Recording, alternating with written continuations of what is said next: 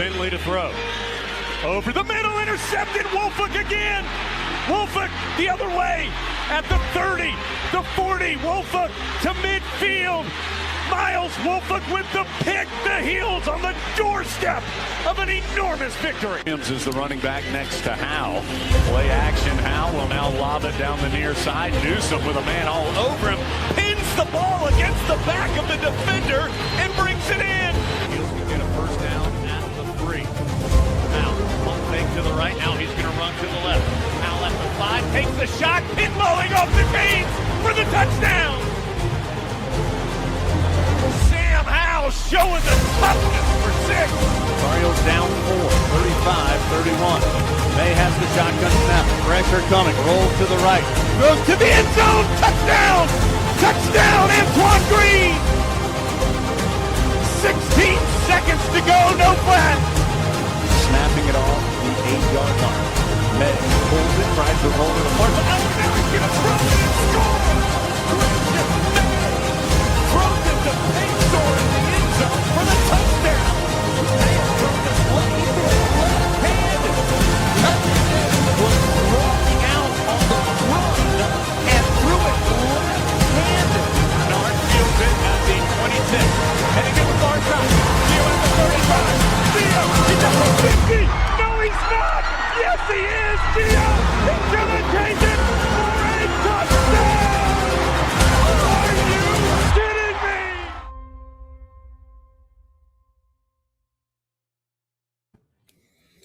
What's going on, guys? Welcome into another edition of the Heel Tough Blog Podcast. It's your host, Anthony Pagnotta, here with you guys as always. And tonight, going back into the offseason moves here for the Tar Heels. Plenty of new information that has come out since the last time that we were on the podcast. It starts with a couple of guys entering the transfer portal that are significant for Carolina. A position of strength, no longer a position of strength. You got a guy re-signing at that same position that keeps it from being a complete disaster for Carolina. So we'll talk to you about that. And then we have to get to all the guys that have committed here recently to Carolina. Some bigger names for Carolina, some more productive names for Carolina than some of the guys that we were looking at previously. So we'll discuss that group. What do we think of the group of guys that they have brought in here as they near the end of the portal for them, because they are going to have enough guys to fill out this roster here sooner rather than later. So they're just putting the finishing touches on the class right now. So as I mentioned, let's start with the two departures, the guys that really make a pretty big impact or made a pretty big impact for Carolina this year on the field. That would be defensive lineman C.J. Mims and defensive lineman DeAndre Robinson, two guys that played on the interior of the defensive line. Carolina, of course, with a 4-man rotation there this past year. And, you know, Mims, a guy who, of course, came over from East Carolina, played in all 12 games this year, starting 9 of those games. He had in 356 snaps, 42 total tackles, 2.5 tackles for loss, 2 sacks, 14 total quarterback pressures, and a forced fumble. So easily Carolina's best pass rusher on the interior in this for this 2025 season that just concluded. And then DeAndre Robinson, a guy who transferred in from Florida ahead of last season. He leaves after just 1 season as well with the program, played in all 12 games for the team, had 2 starts against TCU and UCF, and collected 39 total tackles, 2.5 tackles for loss, half a sack, 9 quarterback pressures, and a forced fumble. So the guys that produce the most quarterback pressures amongst the interior defensive linemen, they are both gone for this upcoming season, and now Carolina has to sort of pivot from there. I mean, these are 2 significant losses on the defensive line. I know as the season went along, these guys did get a little bit worn down, but certainly you thought that this was going to be a group that was going to be brought back together for this upcoming season. You felt like they could probably take a step forward and grow as a group with another offseason, but that is not going to be the case. C.J. Mims already committed to Texas A&M and DeAndre Robinson looking elsewhere as well. Yeah, real big blow, I think, late for Carolina, in terms of where they thought this defensive line was going to be going into, spring practice. And now they kind of gotta circle the wagons here and probably reimagine what that position is going to look like. And I think that's the unfortunate part about the portal is that really until it closes, man, you can't feel confident that everybody that's on your roster is going to be on your roster going into next year. And you look at a guy like CJ Mims who's already moved on to Texas A&M. I mean, with what you would imagine, the financial, the financial, I guess, value looked like was probably something Carolina could not match. Oh, by the way, they just made the college football playoff. Oh, by the way, Mike Elko, one of the best defensive coaches in all of college football, probably just made too much sense for Mims to probably pass up that opportunity. Dontre Robinson was a guy that, if you remember down the stretch last year, that was a guy that I really thought that once he got a full off season in Carolina's weight program, I thought he was really poised to be a bigger contributor in 2026 than he was a year ago. And that's not trying to say what he did last year wasn't enough, but as you mentioned, as the season did move along, I thought he was excuse me, still fighting this cough. I thought he was one of those guys that did get worn down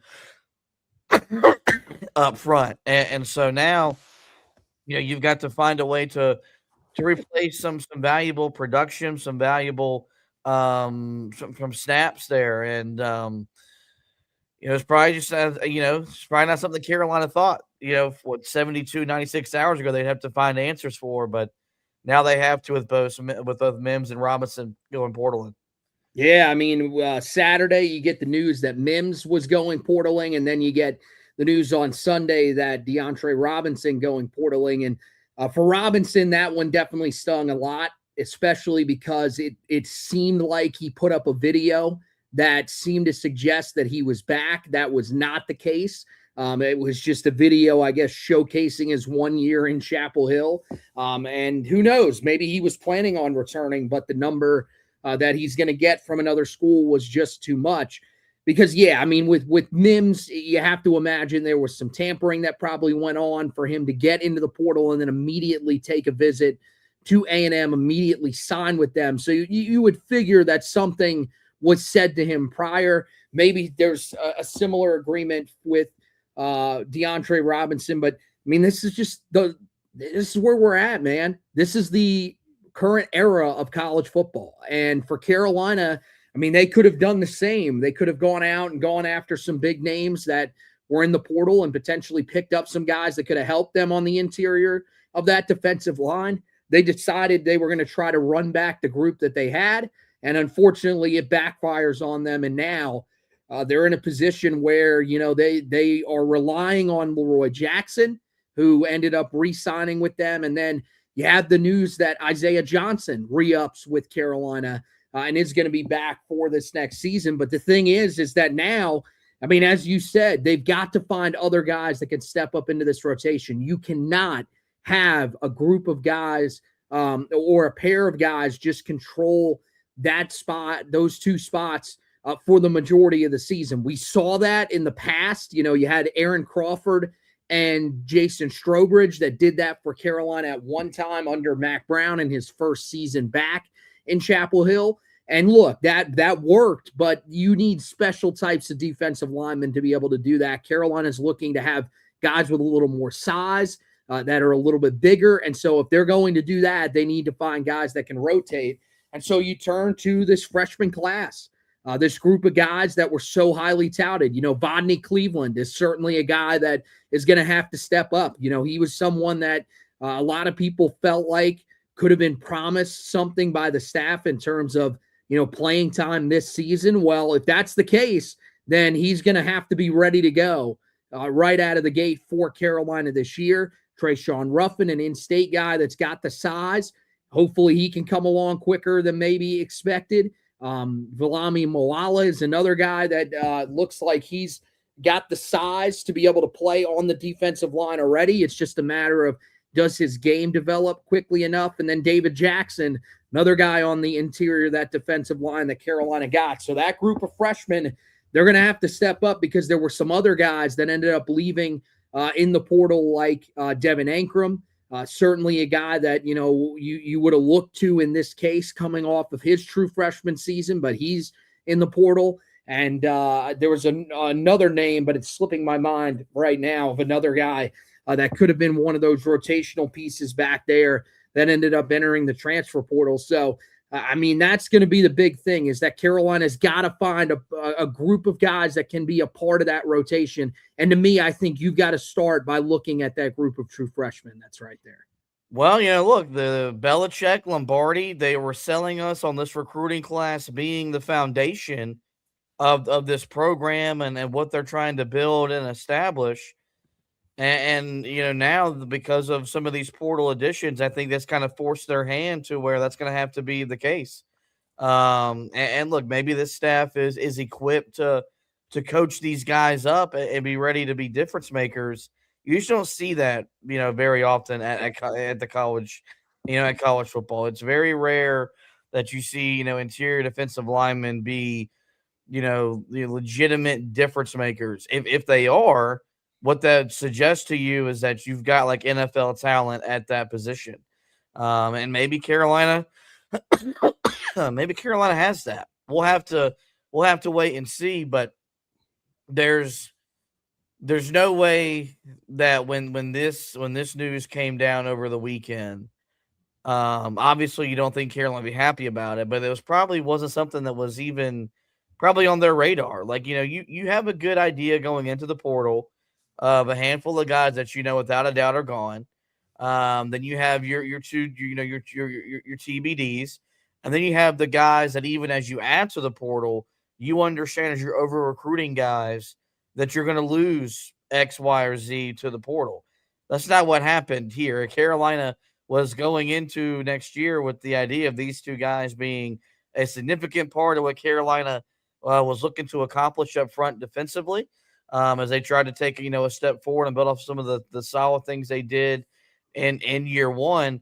And now now you don't have that. You don't have those two guys to count on, the production, the experience, so on and so forth. So for a freshman class that we've basically been told, hey, this is kind of when Bill Belichick is viewing this roster taking shape under his image.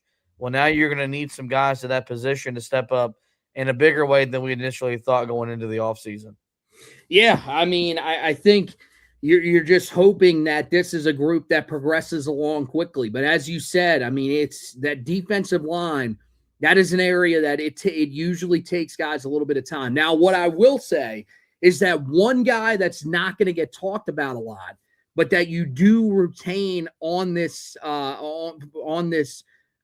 roster for this season is Xavier Lewis. And that's a guy that we talked about a lot early in the season, was impacting the game as a pass rusher for Carolina, but was a little undersized at 6 foot, 250 pounds. That's at least what he was listed on the official roster last year.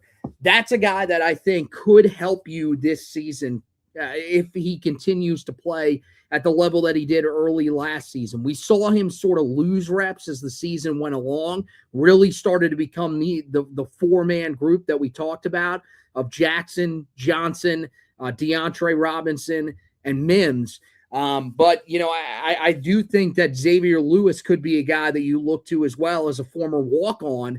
I don't know if he's on scholarship, could still be a current walk-on, but it could be a guy that could certainly help you in that area, especially if he puts on the weight that he needs to this offseason, beefs up just a little bit.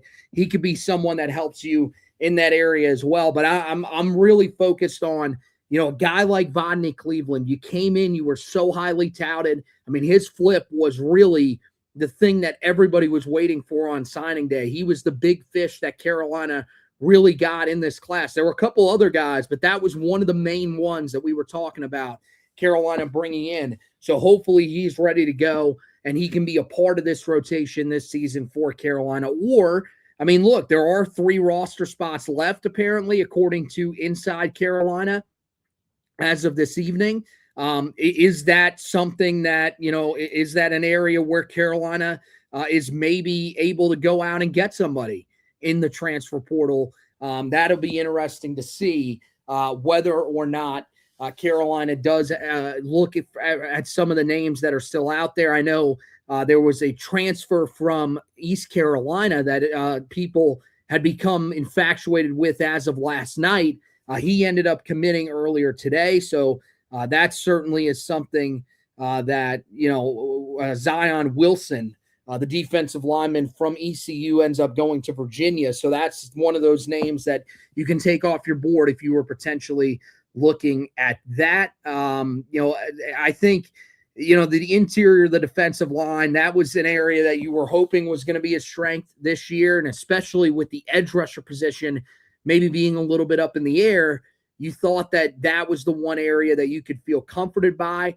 Don't think it's in the worst shape, not as bad as if we thought at one point during the offseason last year, but certainly going to have some guys that play above their weight this year. All right, now let's turn to the guys that Carolina has had committed in they've had committed here since the last time that we were on this podcast. We talked about we didn't get a chance to talk about him, but one of the guys that Carolina ends up landing in place of a guy that we had talked about Jonathan Bibbs. Well, Jonathan Bibbs ends up flipping his commitment to UCF. That was on Thursday of last week. And so Carolina needed to make a move quickly. They did. They brought in wide receiver Mason Humphrey, the 6'4", 215-pound wide receiver who is coming off a successful stint at the FCS level where he played in 37 games across 3 seasons. He's coming off a career year where he caught 35 of his 63 targets for 650 yards and 4 touchdowns. Most importantly, averaged a career high 18.6 yards per catch. So this is an explosive player down the field, a guy that's got some really good speed, can take the top off of defenses, something that Carolina is sorely needing in their offense this season.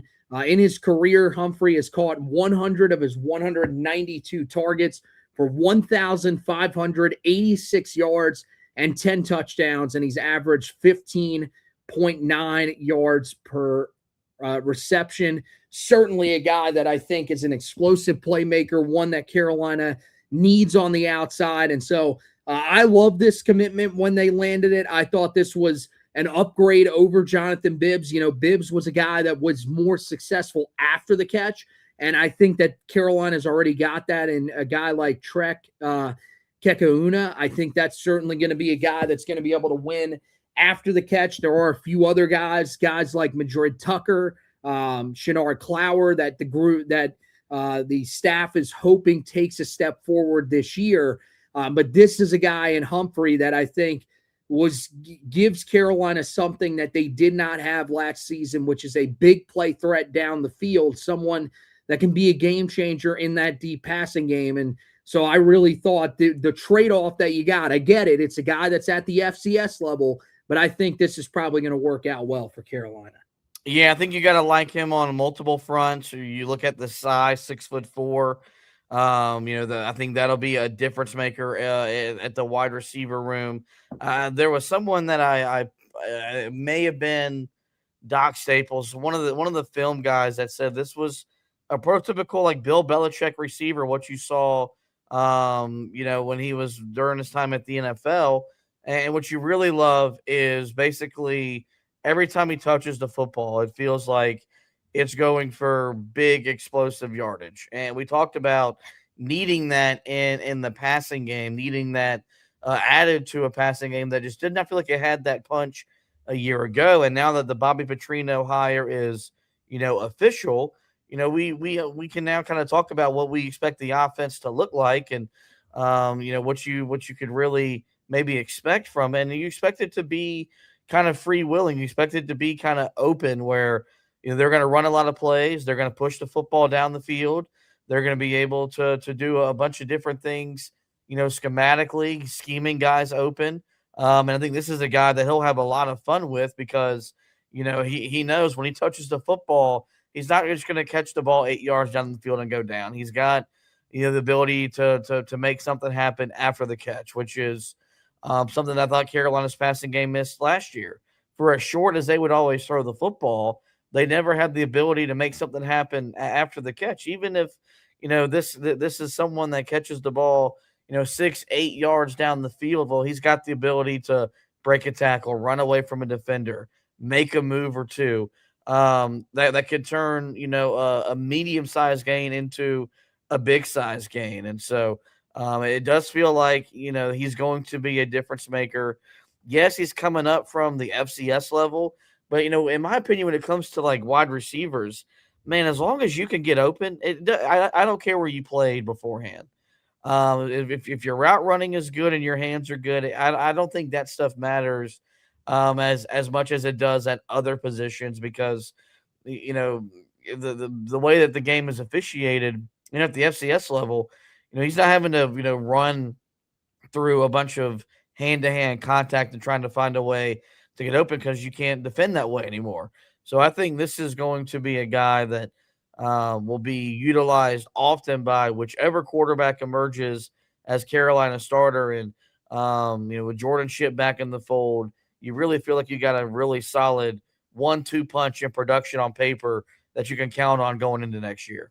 Yeah, that's the thing that I like about it is that there's just a decent track record of production there. As we've looked at some of the other guys that they've gotten in this class, I think there are some guys that have decent track records for Carolina that sort of headline the class.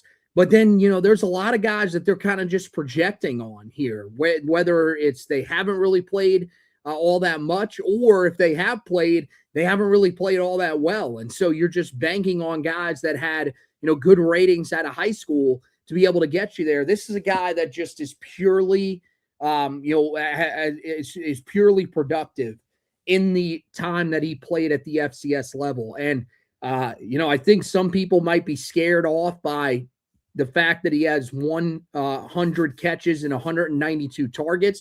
But I think that really speaks to more of what type of receiver he is. He's a guy that, ends up winning a lot downfield. And that's the area of the game that he really specializes in. Well, it's much more difficult to complete those passes down the field. And when you're playing at the FCS level, you're not going to have nearly the level of quarterback play that you're going to have at the FBS level. Hopefully Carolina, especially with the quarterbacks that they're rolling through, will be able to take advantage of a weapon like this. And you mentioned, a guy that can do a little bit after the catch, not anywhere near as much as what you saw from Jonathan Bibbs, but certainly a guy that has a little bit of ability after he catches it on some of those deep passes to take it to the house. So that is certainly something that we're going to be looking for this upcoming season. I don't know if he's going to be, a guy that ends up starting right out of the gate for Carolina. There's going to be some other guys, especially some of those true freshman receivers coming in that are going to be pushing him to try to start. But I do think that he is one of those guys that gives you something that your offense didn't have last year, and that's going to be huge for Carolina. You move on to some of the offensive line pickups that Carolina got here recently, and that would be Shaq McRoy, the transfer from Arkansas. He measures in at 6'8", 344 pounds. He spent this past season with Arkansas after originally signing out of high school in 2024 with Oregon. Played in 6 games for the Razorbacks, including a start in the game against Mississippi State, and totaled 58 snaps over the course of the season. All but one of those snaps came at the right tackle position. Out of high school, McRoy was listed as a 4-star prospect, according to Rivals and 24/7. So this is another guy that really hasn't played all that much, but they're banking on the prospect that he was coming out of the high school ranks. Same thing when it comes to Rowan Byrne, the interior offensive lineman who transfers in with 4 years of eligibility after transferring from Clemson.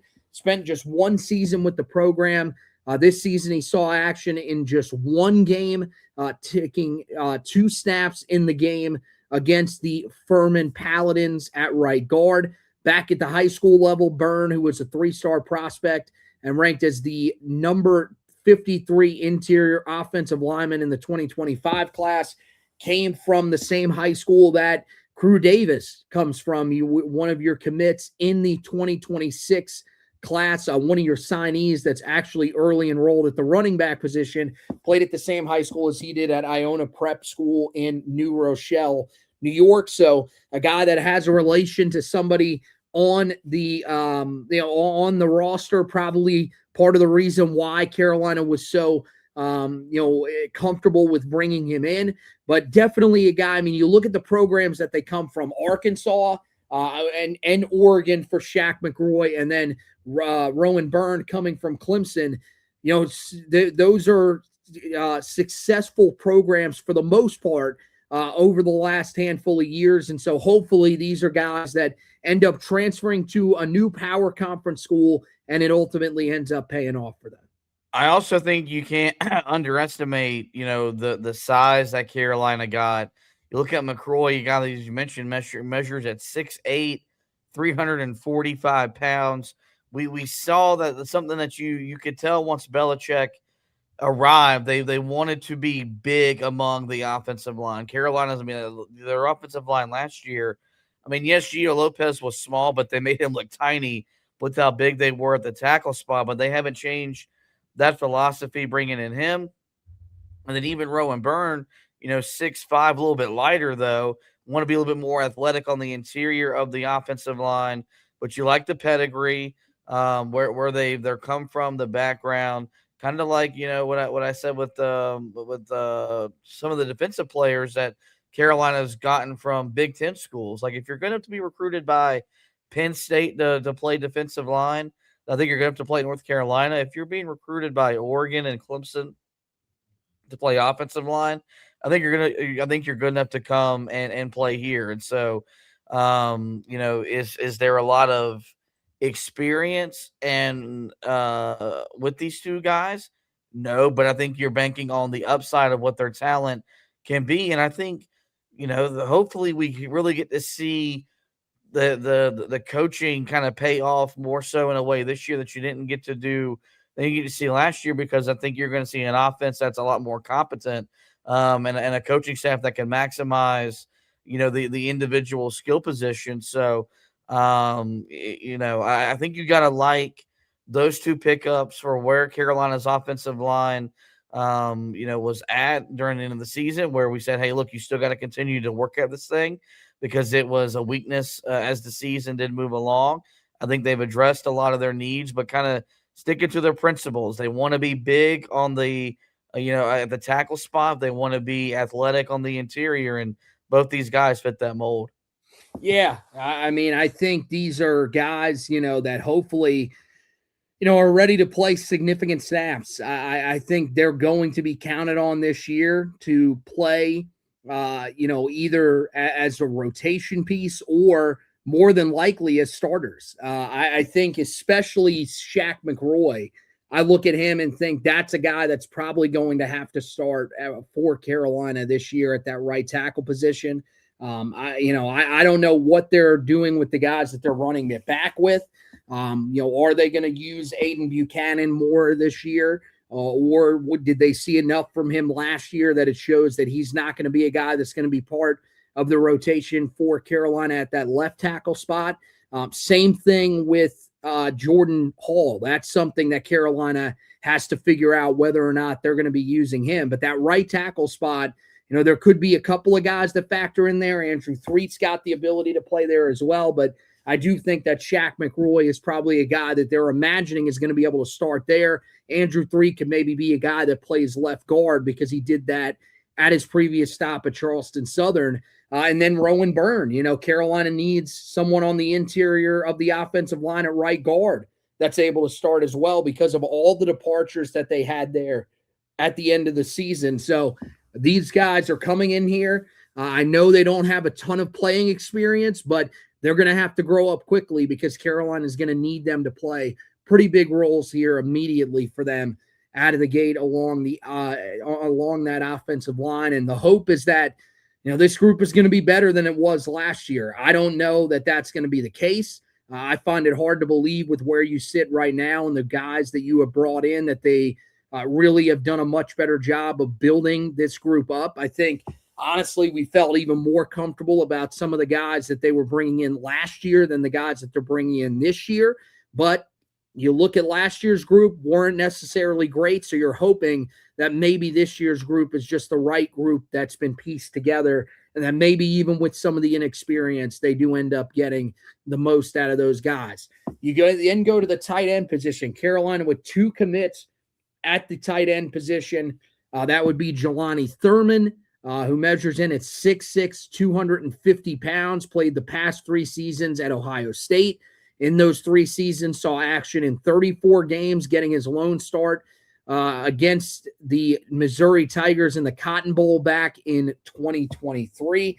He is, so far in his career, he has caught 13 of 19 career targets for 144 yards and 2 touchdowns. As a blocker, he's graded out pretty well, both as a run blocker and pass blocker in each of his 3 seasons. Really shined as a run blocker, so definitely a guy that is going to be seeing the field for Carolina this upcoming season. And then Jordan Washington, the transfer from the Texas Longhorns, measures in at 6'4", 264 pounds, played the past 2 seasons in Austin. In those 2 seasons, he saw action in 17 games, including all 12 in the regular season this year.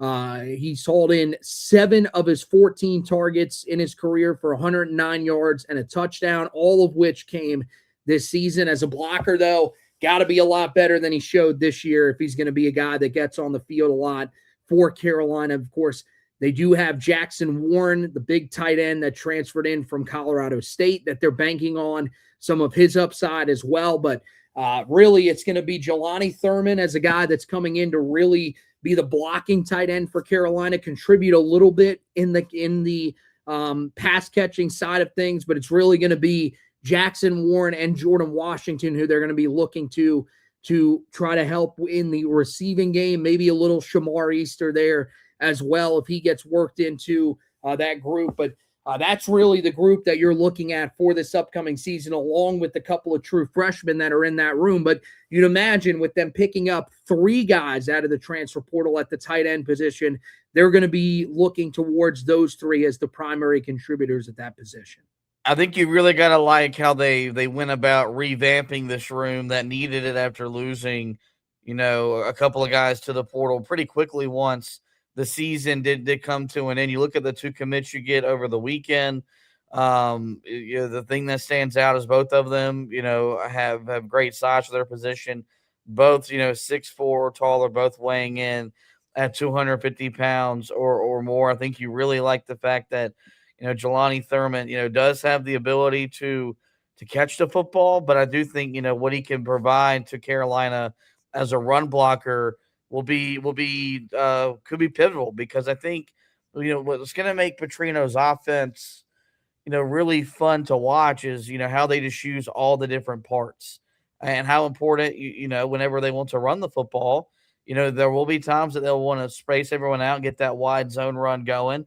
There's also going to be times where he's going to want to just line up and run it at you. And you have some guys that you feel like can move some bodies a little bit better than maybe you felt like in that area a year ago. You look at Jordan Washington, that could be someone that emerges as, I guess the pass catching threat, maybe that third down guy, a safety valve, something I have talked just so much about needing Carolina to have and utilize in the offense. And so it feels like what you have is a nice blend of guys that you trust to be blockers, whether it's in the run game or even maybe helping out in pass pro, combined with, the ability to be targets in the passing game. And I think it'll be something that you trust a veteran OC like Petrino to really maybe maximize that room more so in ways that Carolina just hasn't been able to do so in years past. So, I thought those were 2 real solid additions that Carolina made over the weekend in a room that's completely different looking than it was this time a year ago. Yeah, 29 catches last year for Carolina's tight end room. You would hope that this group will be able to give them a little bit more. I love the upside of Jackson Warren. I said that when we talked about him on the last edition. I really like what you saw in the game against Washington. I think he's going to be a guy that's going to be split out a lot and is really going to work out of the slot. And I think he's going to be someone that can succeed in this offense. I also think that, Jordan Washington is a guy who could progress in that area as the season goes along. And hopefully he ends up being a little bit of a better blocker, because that's not necessarily Jackson Warren's strength either. We really didn't see any of that on film from him when you watched some of the highlights from that Washington game for Colorado State. But that's an area that I think you do wonder a little bit about, is where is Carolina going to get the blocking from? Because then, when you talk about Shamar Easter, another guy that splits out wide, something interesting with him is that he is a guy that comes over from Arkansas, came over from Arkansas last year. So could he be a guy that, has a connection with Bobby Petrino as well, that Petrino wants to get on the field at some point? That could certainly be interesting, but hopefully there'll be a better receiving group. I don't know if they're going to be a better blocking group than this past year. That's going to be a lot on the shoulders of Jelani Thurman, but I really like his experience coming from Ohio State, like the experience of a guy playing in the SEC with Jordan Washington. So I do think this room has some potential, had some potential last year, but I feel like it might have even more potential this season going into it. So we'll just have to wait and see ultimately what happens there. Couple other big names that Carolina got in. Well, we'll talk about the other name that some people might be questioning what exactly his role is going to be on the team. How about place kicker Aaron Burrell? Carolina brings him out of the transfer portal, measures in at 6'2", 190 pounds. He spent the last 2 seasons in Baton Rouge with LSU, handling the team's kickoff duties. He was 3rd nationally in both kickoff average and touchback percentage, and 6th in touchbacks in 2024. This year wasn't nearly as dominant, averaged just 63.8 yards per kickoff, 45 touchbacks, and posted a 68.2 touchback percentage. So wasn't nearly as good as he was the year before, but Carolina's hoping that he can return to form this year for them. And the thing is that he was a guy that ended up kicking back at the high school level, did have a pretty strong leg, nailed a couple of a few field goals over 50 yards, including one from 55 during his high school career, but was a little inaccurate, just 9 of 18 his senior year at the high school level. So certainly a guy that I think makes sense to bring in as a kickoff specialist. I don't know how much of a challenge he's really going to give David Green, which was something that I wanted, just a little bit of a push for the true freshman kicker that Carolina has coming in. But it looks like, this is going to be the guy that's going to be competing with him. So good chance that it's going to be Burrell handling kickoffs, and it's going to be David Green that's going to be the starting kicker for Carolina when they take the field against TCU out there in Dublin, Ireland in August.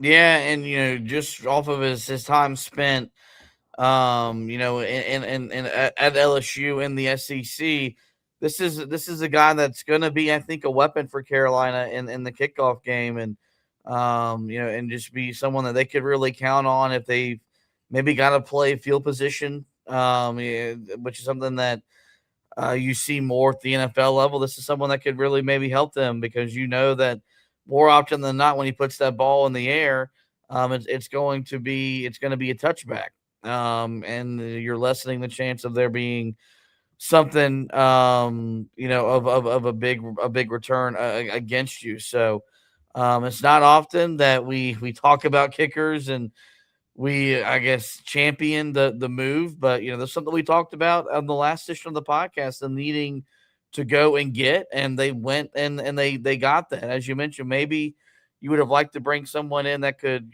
push to be your full-time kicker during the season, so you're not asking too much out of a true freshman. But regardless, maybe now you feel a lot better about David Green just being your kicker, and then you have someone that can go out there and do all the kickoff stuff and handle those responsibilities. That's kind of one of the benefits of the college game, is that you can have someone kick your field goals, but someone then to go out there and kick the ball off and really put it through the back of the end zone, whereas the NFL, because of the roster limitations, you don't really get to see that all too often. So kudos to him. And I think it's probably, a move that's not going to be celebrated, but could be one that if Carolina is very good in the special teams next year, something we could really look back to and say that was a really solid pickup by Bill Belichick and his staff. Yeah, I think, just taking the pressure off of Green, having to do that.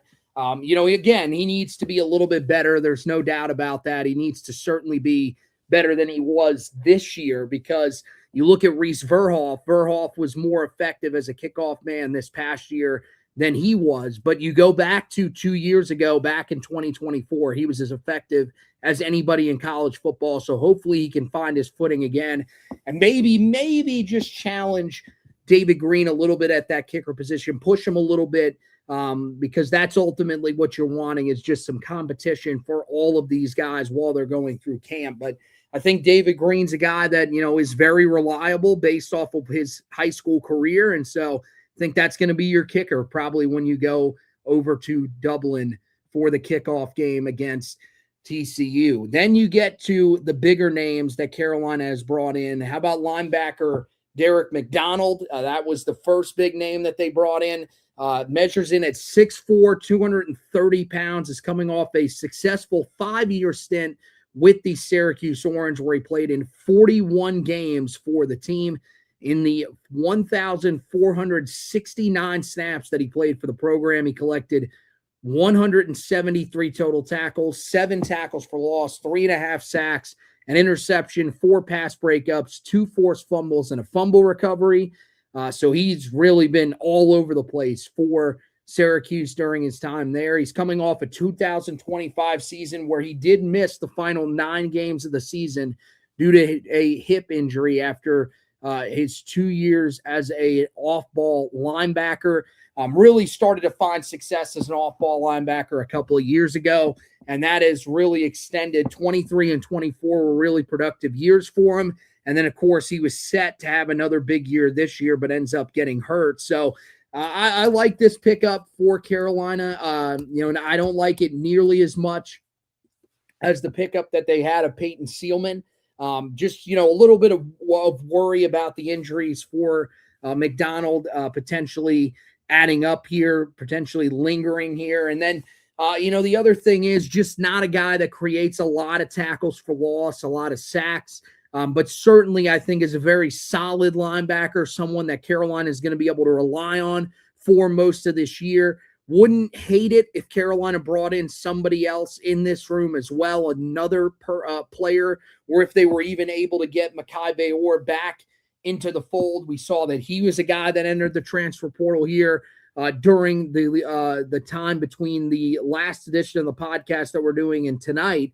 That wouldn't be a guy that I would think would be bad at re-up for Carolina at all, especially if you could get him there and have that trio at linebacker for this upcoming season. But I do think that, this is a serviceable enough starter for Carolina, and one that a lot of people are excited about coming into this year. Yeah, as you mentioned, does he create a lot of tackles for loss? Maybe not. As you mentioned, just 7 tackles for loss in his career, 3.5 sacks. But the 173 tackles, that does stand out. And there's something to be said about him being in position and just making the play that needs to be made. Something that Carolina has really struggled with fundamentally is just making the plays that are there to be made. They've felt like Carolina's come a long way in terms of putting the guys in the right positions. And you got to make the tackle. And it feels like this is someone that can achieve that. The injury could just be, concerning, which is why maybe you want to bring in someone else just to have a little bit of extra depth and security, just in case he's maybe not the same player that he was, or the injury gets flared up. I think you got to like the fact that he's got a bunch of experience. He knows the ACC. That can't be understated as well. So, but a real solid addition to a linebacker room that as we were talking about with some other position groups, was going to look a lot different, looks a lot different. And I do think they've done an adequate job looking to kind of put themselves in a position to be at the same level, if not improved, at that position in 2026. Yeah, you're just hoping that you got a guy that can be a little more sure-handed, maybe can tackle a little bit better for Carolina this year. I mean, that would be something that would be definitely worthwhile based off of what we saw towards the end of the year from Kamori House, who missed a ton of tackles, and then moments from Andrew Simpson where he was a little bit inconsistent in that area as well. If that's what McDonald can provide you, and then Peyton Seelman is the guy that really is the game changer, brings guys down in the backfield, racks up big tackle numbers, then I think you're going to be perfectly fine with that. Last guy we can talk about here is a guy that is a former teammate of Peyton Seelman and now is going to reunite with him here at Carolina, and that would be Richmond transfer defensive end, edge rusher Donovan Hoylett. He comes over from Richmond after spending 5 years with the Richmond Spiders, where he played in 40 games and started all 12 games for the team this season. Measures in at 6'4", 245 pounds. Former off-ball linebacker that converted to edge rusher and was incredibly successful this season, was easily the most productive of his career, where he finished with 48 total tackles, 13 tackles for loss, 9 sacks, 44 quarterback hurries, 2 pass breakups, a forced fumble, and a blocked field goal on his way to earning first-team All-Patriot League honors. In his career, Hoylett has compiled 103 total tackles, 20 tackles for loss, 12.5 sacks, 82 quarterback pressures, and interception, and much more throughout his career. So a very decorated career at Richmond. But this is, another guy coming up from the FCS ranks. I think there are people that are a little bit concerned.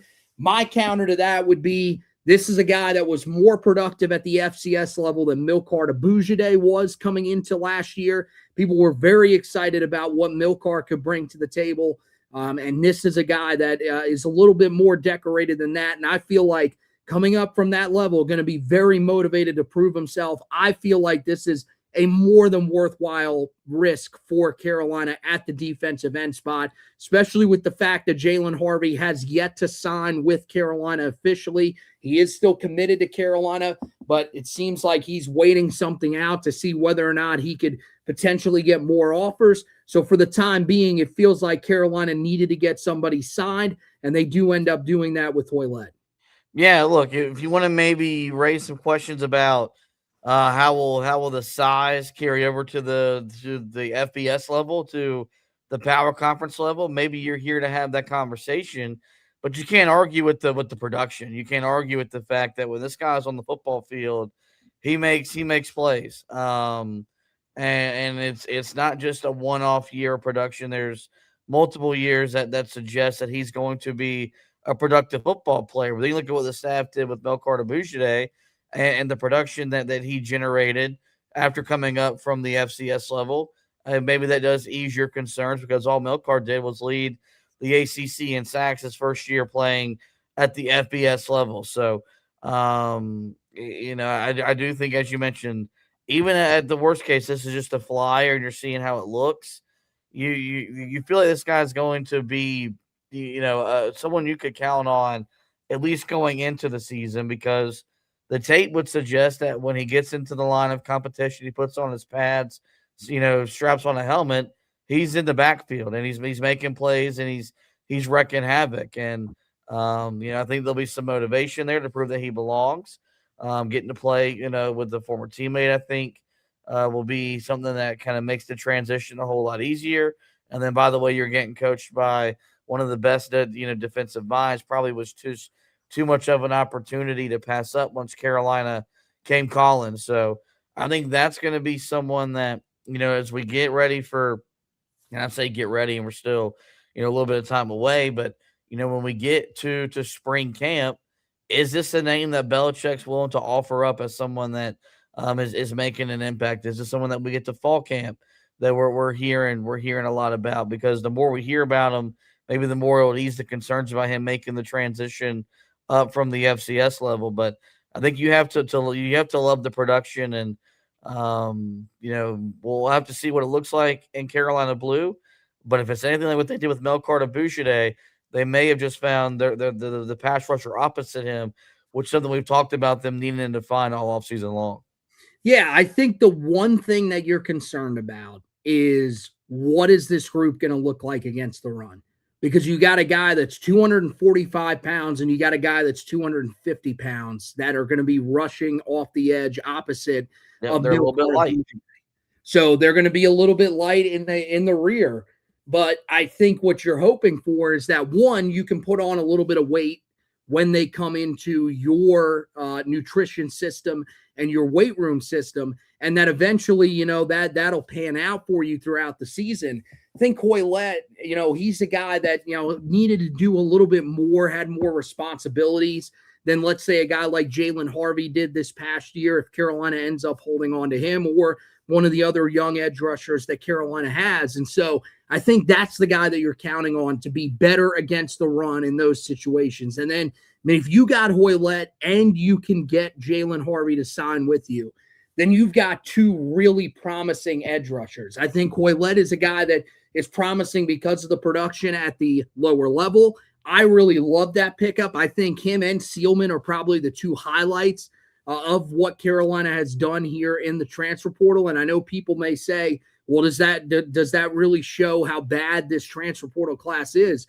To a certain extent, yes. It shows you that they are not bringing in these superstar players. They really didn't get anybody that was a huge name out of the transfer portal, nobody that's going to be super highly rated. But I do think that this is a guy that, is going to come in. These two guys are going to come in motivated, coming from the FCS level. And I think, we saw these are two pretty good players. They were able to do some things in the game against Carolina that Richmond played. I know, 3 quarterback pressures for Donovan Hoylett might not be the most out of this world performance, but certainly was able to have some sort of effect in that game. Sealman, 9 tackles in the game that he played against Carolina, including 1 tackle for loss. So I definitely think that this is a pairing that could be really good for Carolina this year. It's just a matter of how long does it take for them to really adjust at this level. Took Milcard a little bit of time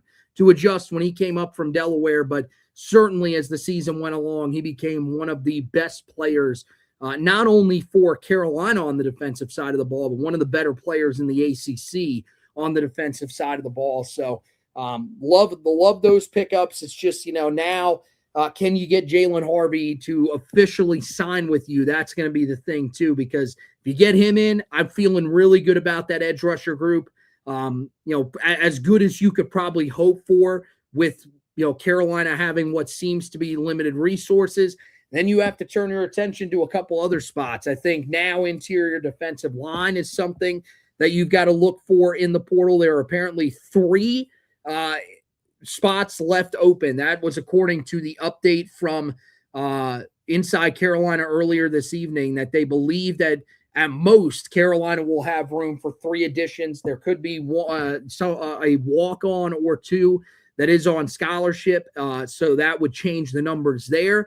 But as of right now, if that is the case, I think the 3 spots that you should be hoping Carolina will add someone will, of course, be at the interior defensive line spot. Wouldn't mind Carolina bringing in someone along that offensive line as well to help out in that area. And then, there are a number of different ways you could go with the other spot, but I think that cornerback spot is definitely a position that they need to go after, because this just came down here recently. Coming in from Pete Nakos of On 3 Sports, or actually it was Matt Zenitz of 24/7 Sports. Utah has landed a commitment from USF cornerback transfer James Chenault. That was a guy that Carolina hosted, was hoping that he would end up being the guy that would commit for Carolina at that cornerback spot, somebody that they could put opposite of Jaden Patterson. But as of right now, they do not have that position. So hopefully those are the areas that Carolina will be looking for guys here as we hit the home stretch and we come down near the end of Carolina's quest to add guys to this roster for the upcoming season out of the portal. All right, last thing we will touch on here before we get out of here. Drake May ends up winning his first playoff game. Wanted to congratulate him for his performance, even though wasn't the best performance that we've ever seen from Drake. It was certainly enough to get it done for the Patriots last night over the Chargers. Drake, 17 of 29, 268 yards, 1 touchdown, an interception, 2 fumbles in the game, but he did have 10 carries, 466 yards on the ground as well. Was much better in the second half than he was in the first half, and now the Patriots advance on to the divisional round. They are awaiting the winner of the game that is currently being played right now between the Texans and the Steelers. That game, of course, in Pittsburgh, the Steelers with a 3-0 lead as we sit here in the early part of the second quarter. But the Patriots will be hosting whoever ends up winning this game. So a great opportunity for Drake, and we're going to continue to monitor his progress as we go throughout the rest of the playoffs. All right, guys. So that's going to wrap it up for this edition of the podcast. Hey, make sure you head over to the website, HeelToughBlog.com, where we've got you covered on all of these stories that we just talked about. Of course, there is plenty more stuff that we'll be coming out with for you guys. May write an article here coming up about the positions that I still believe Carolina should be going after in this portal cycle. I think that might be nice to get just some of those thoughts out on paper for you guys and get your thoughts on what positions you want to see Carolina go after in the portal. So we'll have that article up for you guys sometime tomorrow. Meanwhile, we have plenty of other stuff up there about all the guys that we just talked about. If you want to go back and read about any of those guys, we've got an article for them. The only combined article that we had, because you had the overnight commitment and then the early morning commitment of the 2 tight ends, Jelani Thurman and Jordan Washington. That is a combined article for those 2, so you can go back and read that one, read all the other news that Carolina has had going on. Of course, going back to the storylines that we opened this edition of the podcast with, CJ Mims and DeAndre Robinson entering the transfer portal, and Isaiah Johnson re-signing with the program. So make sure you go back and check out all those articles. Go back and also check out, on the basketball side of things, the recap of the Wake Forest game. I had that one for you. Definitely a nail-biter for Carolina, and definitely not the way that we wanted Carolina to close out that game, but they did get it done, and so we've got that recap up there for you. Now they get ready to take on Stanford on Wednesday night out on the West Coast. Going to be a late one, but we'll have you covered with the preview and recap of that one. And then we'll be back doing the Four Corners podcast edition of that recap. If you missed the preview of the game against Stanford, make sure you go back and check it out. That was on right before us here on these same places that you are watching this edition of the podcast. So just go back, check out our latest live videos that we've done, and you will find that edition of the podcast. If you're someone that listens, head over wherever you get your podcast and check it out. And of course, for the best Carolina football and Carolina basketball coverage, you know where to go, HeelToughBlog.com. So once again, that wraps it up for this edition of the podcast. Want to thank Josh for hosting with me. Want to thank you guys for watching and listening. And as always, go Tar Heels.